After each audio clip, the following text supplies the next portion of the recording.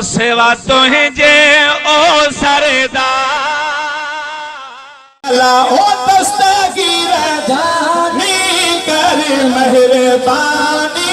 पुकारी थी बानी अल्लाह हो दस्तगीर जानी कर मेहरबानी पुकारी थी बानी बाहर थी वर बिलन जावीर ओ पहुँच जूने जन में पीरन जाओ पीर चल दो जना मैं जिलानी वो दस्तगीर जानी कर मेहरबानी पुकारी थी बानी ओ माई तू बड़ी हुशारा किया बेड़ो किथों बुड़ो साईं हितों बुड़ो किया बुड़ो ओ तारा मां है लाऊं लही पुत्र परेणी जी मोटो ओ लहरों में झेड़ो तहे सारो जोटो लही पुत्र परेणी जी मोटो लहरों में झेड़ो तहे सारो जोटो है दरिया वजे दरमियानी दस्तगीर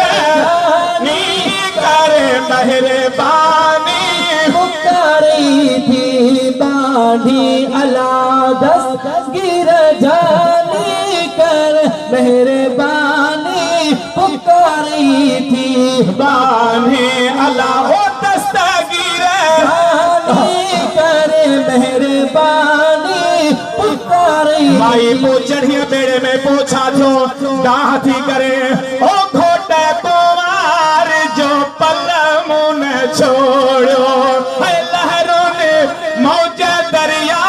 वजे मुझो बेड़ो बोड़ो घोटे कुमार जो पल मुन छोड़ो मौज दरिया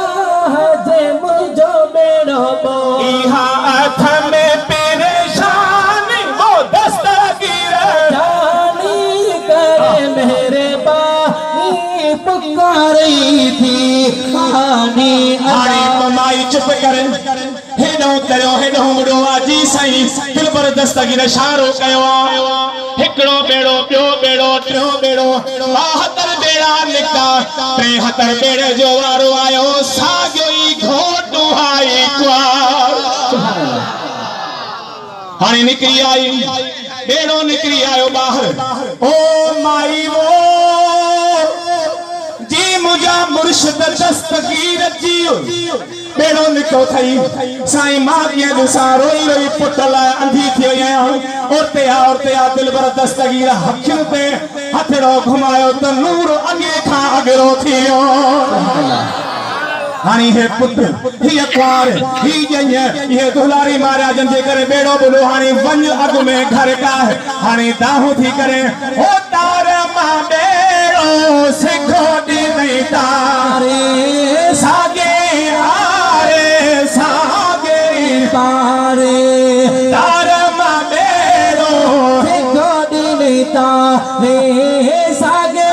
आए सागे पारे राधर में पोची लाही दस पे की प्रिया नीवो दस्तगीर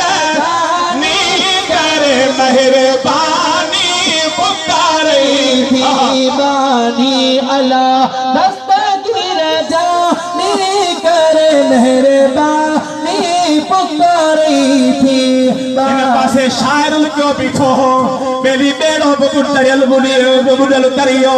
वार बिनती घोट बिनतो जन्य बिनती हाने दुलारी वठो ठा कयो त बुढ़ड़ी नचे पई त शायर लिखी वतस ओ मिरल के लाल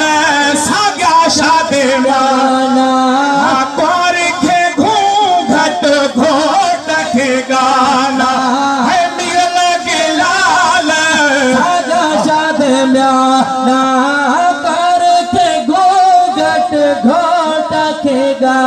सीन जे पई मस्तानी वो दस्तगीर जानी